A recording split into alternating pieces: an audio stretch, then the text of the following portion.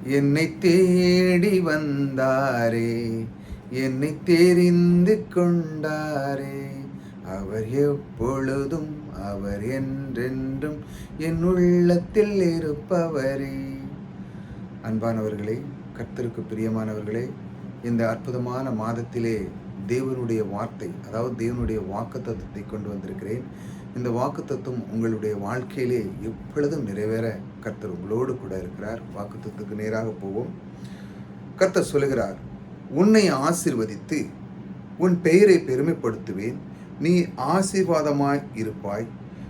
உன்னை ஆசீர்வதிப்பவர்களை ஆசீர்வதிப்பேன், உன்னை சபிக்கிறவனை சபிப்பேன், பூமியில் உள்ள வம்சங்களெல்லாம் உனக்குள் ஆசீர்வதிக்கப்படும் என்று வாக்குத்தத்தம் கொடுக்கிறார். இது ஆபிரகாமுக்கு மட்டுமல்ல, உங்களுக்கும் இது நிறைவேறும். அதை சொல்லுகிறேன் எப்படி என்று. தேவன் ஆபிரகாமை நோக்கி, நீ இடத்தை விட்டு வெளியே வா, நான் உனக்கு இந்த மாதிரி ஆசீர்வாதத்தை தருவேன் என்று தேவன் அவனோடு இடைப்பட்டு இந்த வாக்குத்தத்தத்தை கொடுக்கிறார். பாருங்க, நம்முடைய வாழ்க்கையில ஒரு இடத்தை விட்டு இன்னொரு இடம் மாறி நம்முடைய வாழ்க்கை பயணத்தை நாம் தொடங்கும் பொழுது அது கொஞ்சம் கஷ்டம்தான்.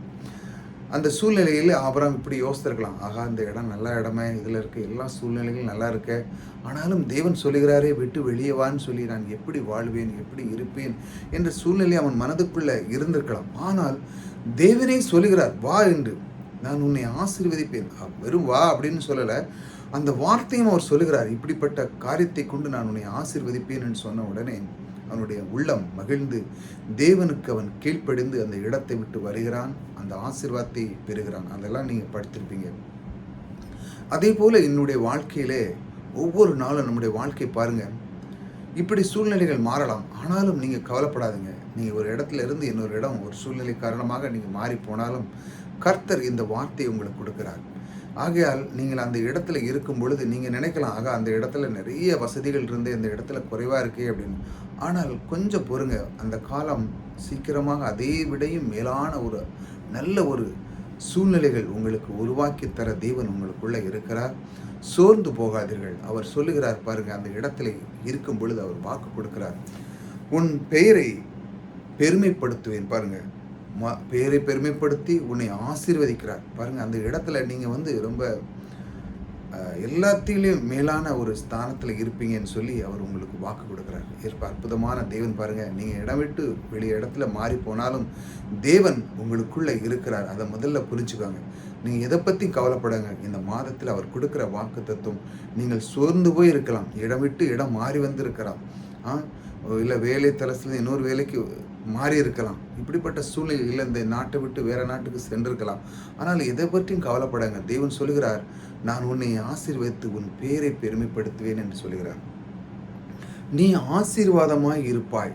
தேவன் அற்புதமான ஒரு வார்த்தை சொல்லி, நீ சந்தோஷமாக இருப்பாய், மகிழ்ச்சியாக இருப்பாய், சமாதானமாக இருப்பாய், நோய் நொடியின்றி இருப்பாய், உனக்கு எல்லாம் கிடைக்க நான் உன்னை ஆசீர்வதிப்பேன். ஏனென்றால் தேவன் இந்த அண்ட சராசரி படைத்தவர், உங்களை படைத்தவர், அவருடைய ஐஸ்வர்யத்தினால் உங்களை நிறைவாக்கிறார். இதை முதல்ல புரிஞ்சுக்கோங்க. இந்த மாதத்தில் அவர் கொடுத்த இந்த வாக்கு தத்துவம் உங்களுடைய வாழ்க்கையில் நிச்சயமாக நிறைவேறும். இந்த மாதம் முழுவதும் பாருங்கள், வர்ற மாதங்களிலும் இந்த மாதிரி காரியத்தில் நீங்கள் பார்ப்பீங்க. அது மட்டுமல்ல, நீங்கள் இருக்க இடத்துல நீங்கள் சூழ்நிலைகள் மாறி இருக்கலாம், ஆனால் அந்த இடத்துல சில பிரச்சனைகள் ஏதோ வரலாம், வந்து சூழ்நிலைகள் மாறலாம். நிறைய புது புதான ஆட்கள் தானே இருக்கும். இப்போ நீங்கள் பழையதை இருந்தீங்க, அங்கே உங்களுக்கு எல்லாமே தெரிஞ்ச ஆட்கள், ஏன்னா பல வருஷங்கள் இருப்பீங்க, 10 வருஷம் 20 வருஷம் இருந்திருப்பீங்க. ஆனால் அந்த இடத்தை விட்டு வேறு இடம் வரும்போது எல்லாமே புதிதான ஆட்கள். இப்போ நீங்கள் பழகுறீங்க, ஆனால் அந்த இடத்துல சூழ்நிலைகள் எப்படி இருக்கும் பாருங்கள். உன்னை ஆசீர்வதிக்கவர்களே ஆசீர்வதிப்பேன். அந்த இடத்துல உனக்கு ஹெல்ப் பண்ணுறவங்கள, உனக்குள்ளே உனக்கு ஏதாட்டும் உதவி புரியுங்கவங்கள, அவங்கள நான் அதை விடையும் ஆசீர்வதிப்பேன்.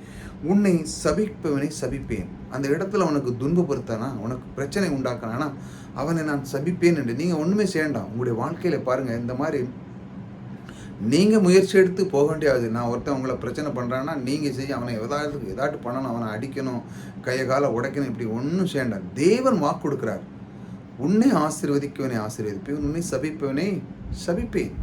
தேவனே சொல்லியிருக்கிறார். நம்ம ஏன் கடந்து முண்டிக்கிட்டு இருக்கணும்? ஏன்னா தேவன் உங்களை அழைத்தவர், அழைத்த தேவன் உங்களை காக்கிறார், அழைத்த தேவன் உங்களை ஒவ்வொரு நாளும் அவருடைய ஐஸ்வர்யத்தினால் உங்களை காக்கிறார். இந்த தேவனை நீங்கள் அறிந்து கொள்ளும் பொழுது அந்த வாக்கு தத்துவம் உங்களுடைய வாழ்க்கையிலே நிச்சயமாக நிறைவேறும். இந்த வாக்கு தத்துவத்தை அப்படியே எழுதி வச்சுக்கோங்க. ஆதியாகமும் 12:2-3 உள்ள அந்த வாக்குத்தத்தம் பாருங்க. அடுத்தல சொல்கிறார், பூமியில் உள்ள வம்சங்கள் எல்லாம் உனக்குள் ஆசீர்வதிக்கப்படும். அதை பாருங்க, அந்த இடத்துல நீங்க இருந்தீங்கன்னா இந்த மாதிரி காரியங்களை, நல்ல காரியங்களை செய்யும்போது அந்த இடத்துல எல்லாம் உங்களை பார்த்து, எப்படியோ இந்த மனுஷன் வந்தான், ஆனாலும் எவ்வளோ இடையூறு இருந்தாலும் அந்த பாருங்க, இந்த இடத்துல வந்து அவன் முன்னேற்றத்தை பாருங்கள், அவனுடைய வாழ்க்கையை பாருங்கள், எவ்வளோ சந்தோஷமாக இருக்கான். அந்த இடத்துல இருந்து இந்த இடம் வந்தாலும் அதை விடையும் அவன் பல மடங்கு ஆசீர்வதித்திருக்கிறார் தேவன் என்று சொல்லி உங்களை கொண்டு ஒரு சுவிசேஷத்தை அவர் உருவாக்குவார். உங்களை வைத்து அந்த பூமியிலே அவருடைய நோக்கத்தையும் சித்தத்தையும் நிறைவேற்றுவார். ஏனென்றால் சில நேரங்களில் பாருங்கள், நீங்கள் அந்த மற்ற இடத்துக்குள்ள வரும்போது அந்த இடமே ஆசீர்வாதமாக இருக்கும். பார்த்துருக்கீங்களா? நிறைய பேர் பாருங்கள், இடம் விட்டு இடம் போனாலும் அந்த இடத்துல நிறைய சூழ்நிலைகள் எப்படியோ இருந்திருக்கும், ஆனால் நீங்கள் போன பிறகு அந்த இடம் வந்து ரொம்ப அற்புதமாக மாறி இருக்கும். உங்களுக்கு அது ஒரு வியக்க வண்ணமாக இருக்கும். நான் இருந்த வர வர வர வர அந்த இடம் ரொம்ப விருத்தியாக இருந்தது. காரணம் என்ற நீங்கள் உங்கள் மூலமாக நீங்கள் வரதன் மூலமாக தேவன் அந்த நோக்கத்தையும் சித்தத்தையும் அந்த இடத்துல நிறைவேற்றார். ஏனென்றால் உங்களுக்கு எல்லாம் கொடுக்க வேண்டும் என்று அந்த இடத்துல சூழ்நிலைகள், அந்த இடத்துல ஹாஸ்பிட்டல்கள், ஸ்கூல்கள், எல்லா வசதியும், அதை விடையும் மேலான வசதி உங்களுக்கு அந்த இடத்திலே அவர் தந்திருக்கிறார். ஆகையால் நீங்கள் எதை பற்றியும் கவலைப்படாதீங்க. அந்த இடத்துல நான் இருந்திருக்கலாமே, அந்த இடத்துல செஞ்சிருக்கலாமே, ஐயோ அப்படின்னு மனம் இன்னும் சொல்லி கொண்டு தான் இருக்கும். நான் அந்த இடத்த விட்டு வந்துட்டேனே, ஐயோ அது எவ்வளோ அற்புதமான இடம் அப்படின்னு. ஆனால் பாருங்கள், அதை விடையும் தேவன் உங்களை இந்த இடத்திலே சந்தோஷமாக வைத்திருக்கிறார். அதை முதலில் நீங்கள் அக்செப்ட் பண்ணிக்கணும். தேவன் எனக்கு அந்த இடத்துல இருந்து இந்த இடத்துல வந்தாலும் என்னுடைய ஆரோக்கியம் நல்லா இருக்கிறது, என்னுடைய சூழ்நிலையில் பழக்கங்கள் ரொம்ப குறைவாக இருந்தால், ஆனால் இந்த இடத்துல எனக்கு நிறைவான இருக்குது, பேங்கில் எனக்கு குறைவே இல்லை, அவருடைய ஐஸ்வர்யத்தினால் என்னை நடத்தி கொண்டிருக்கிறது நான் அறிந்து கொண்டிருக்கிறேன் என்று ஒவ்வொரு நாளும் நீங்கள் அறிந்து கொள்ளீர்கள். இந்த மாதிரி அவர் கொடுக்குற அந்த வாக்குத்தத்தம் உங்களுடைய இந்த மாதத்திலே அவர் உங்களை இதை கொண்டு உங்களை ஆசீர்வதிக்கிறார். ஆக நீங்கள் இருக்கிற இடம் சில நேரங்களில் கஷ்டங்களாக இருக்கலாம், சூழ்நிலைகள் ஏதோ ஒரு விதமான காரியங்களை கொண்டு வரலாம். ஆனாலும் அவர் சொல்லியிருக்கிறார், உன்னை ஆசீர்வதிக்கவனை ஆசீர்வதிப்பேன், உன்னை சபிப்பவனை சபிப்பேன் என்று. இந்த அற்புதமான அந்த தேவன் அவர் கொடுத்த அந்த வாக்குத்தத்தம் நிச்சயமாக நிறைவேறும். ஏனென்றால் அவர் வாக்கு மாறாதவர். அவர் ஒரு தடவை சொல்லிட்டு, இல்லை நான் ஏதோ வேற மாதிரி சொல்லிட்டேன் அப்படின்னு, தப்பாக சொல்லிட்டேன் அப்படின்னு ரிவர்ஸில் போகிற தேவன் அல்ல.